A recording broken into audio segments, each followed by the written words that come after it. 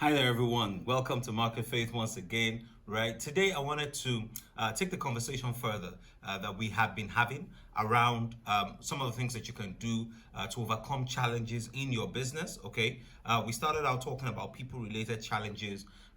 We've talked about funding also in terms of challenges related to funding, and today I want to talk about revenue related challenges. In other words, you're not making money, the business is not making the kind of sales that you want, that you expect for the business to make, and that has become a big challenge for you in your business.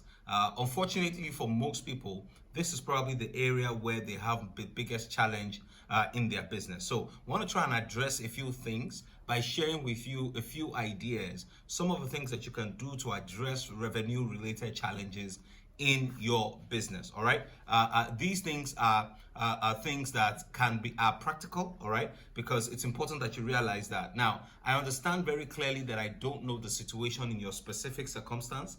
I understand very clearly that the scenario in your case may be a lot different from what I'm addressing. So what I would ask that you please do is, when you listen to these things, try and spend some time to think through them, right? And apply them in your context and in your scenario to ensure that you apply it in the way it is applicable to your business, all right? To the peculiarities of your business. So please bear that in mind, okay, as we go through this. So what I'm going to do is I'm going to reel out a couple of things, a couple of thoughts, a couple of ideas, and I'm hoping that something will be sparked up in your mind. I'm hoping that you will get an idea, something that you can take and latch onto for your specific business that will help you grow your business as well. Okay, so let's jump right into it. Now, when you consider revenue related challenges in your business, the first thing I want to ask you is this: do you have a customer attraction problem, or do you have a customer pain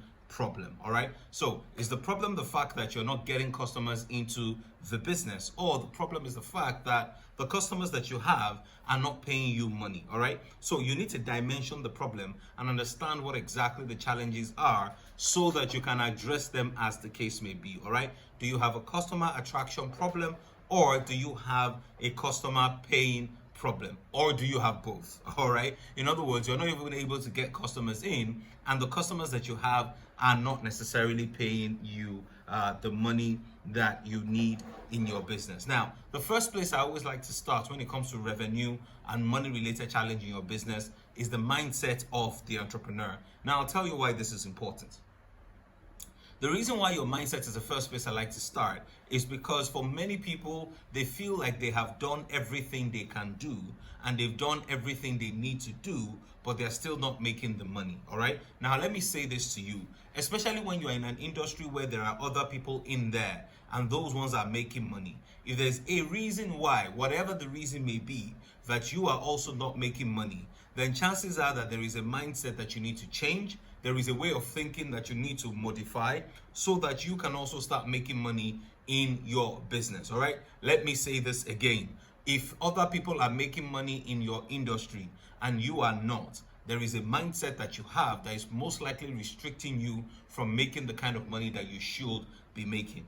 It doesn't matter whether you're in the fashion business, whether you are in entertainment, whether you are in interior design, construction, manufacturing, whatever it is. If people are making money and you are not, there is most likely a mindset problem somewhere. And along with that mindset problem, there is a knowledge problem. There is something you don't know about what you need to do about your business to grow that business and to scale that business. There is something you don't know about solving the problem in your business. All right, very, very important that you understand that. The other mindset that you need to address is the mindset of, look, is this a proper business or is this a side hustle? For many people, they feel like as if what they're doing is a side hustle, and so they respond and act in a side hustle way to that business. What that means for many people is that because it is not the primary thing that they're doing, they give themselves excuses. They don't do the things they need to do. They don't follow up like they need to follow up. They don't chase the business like they need to chase the business. All right, that is a very big problem that I find with a lot of entrepreneurs, because they have options. Many of them are doing 3 or 4 businesses at the same time, and so what happens is that they are unable to focus and they're unable to achieve the results that they desire in one particular business. So it is very, very important. If you feel like your business is a side hustle, the chances of you spending time on that business will be very slim. And it's just natural, right? It's very difficult to succeed in something that you are only doing part-time compared to what other people are doing full-time. I'll say that again. When some other people are taking that business seriously and doing it full-time, and you are doing it part-time, it's difficult to beat them at that game.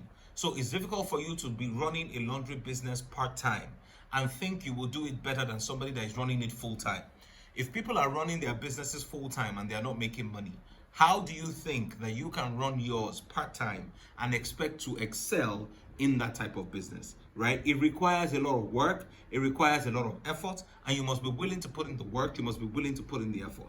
So before we even start to dive into specific strategies for addressing revenue-related problems in business, one of the first things you want to consider is the input I am putting into this business. The output I am getting, is it commensurate, right? If in a whole day you are spending 2 hours on the business, the results that you are getting, is it the result of somebody spending 2 hours in the business on a daily basis, right? You must be fair to yourself and compare the output that you are getting with the input that you are putting in. If you are not putting in a lot of effort, you shouldn't expect a lot of results. That's the way this thing works, okay? So it's very, very important that the first thing that you do is to deal with the mind.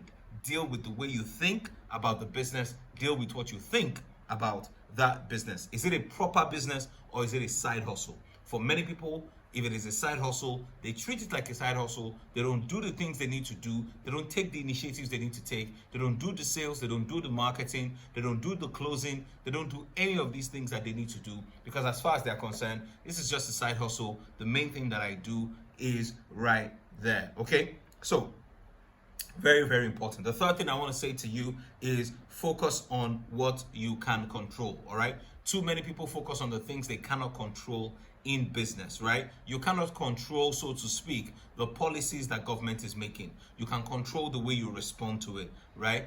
You cannot control, some of the things that are going on in your industry. You can't control the fact that it rains. You can't control the fact that, there is no power supply in your industry, especially if you're in Africa. You can't control the fact that, there is corruption, or there is this and there is that. There are certain things you cannot control. What you can control are the things that you need to focus on, and look at what you can do along those lines to grow your sales and grow your business. Absolutely essential. Do not fret over the things that you cannot control. Focus on the things you can control, right? You cannot control, so to speak, how many customers walk in through your door, but you can control the quality of advertising, the quality of promotions that you do, and all those types of things, because those things have a way of impacting the number of people that walk through the door, right? And those are the kind of things that you need to think about as an entrepreneur, as a business owner. What are the things that you can control, right? And what are the things that you cannot control? The other question you want to ask yourself in solving your revenue related problems is the fact that, how are your competitors surviving? How are your competitors surviving? What exactly are they doing? Have you asked questions? Have you asked enough questions? Who are you speaking to in your industry that is giving you an idea of what your competitors are doing to survive and to thrive in your specific industry? Many times you will find that the solution that you are looking for in your specific scenario, other people in your industry have that solution already, and they are deploying it and doing the things that they ought to do, right? I know of a guy who started like an advertising, billboards business where, he had billboards, he has all those things, right? But he wasn't really making money. And then he started talking to some of his competitors and people in the industry. And they started telling him how they were deploying a particular technology, they were deploying a particular thing, and that was helping them drive their costs down. And so what that meant was that he could also charge less for the same boards and all those types of things. And he had to make a decision, he had to make a call to make that investment so that he is able to charge differently to customers and then increase his sales. Today, he's doing a lot better. He has more billboards out there, and really doing a lot better in his business, right? So the point I'm trying to make to you is this: if you are not talking to people, chances are that you're missing out on a lot of things that are going on in your space and in your industry. If you bake cakes, how are the people that are doing it? How are they doing it? How are they making money, right? What exactly can you learn from the process that they're engaging in so that you can also make money? Hey, listen, these are just a few things, right? We've just scratched the surface. Next time, we're going to go deeper, right? And look into about 5, 6, 7, 8 more things that you can do to grow your revenue and turn things around as far as your business is concerned. I hope you join me. I hope you like. I hope you subscribe, right, on this video. And I'll see you next time. God bless you.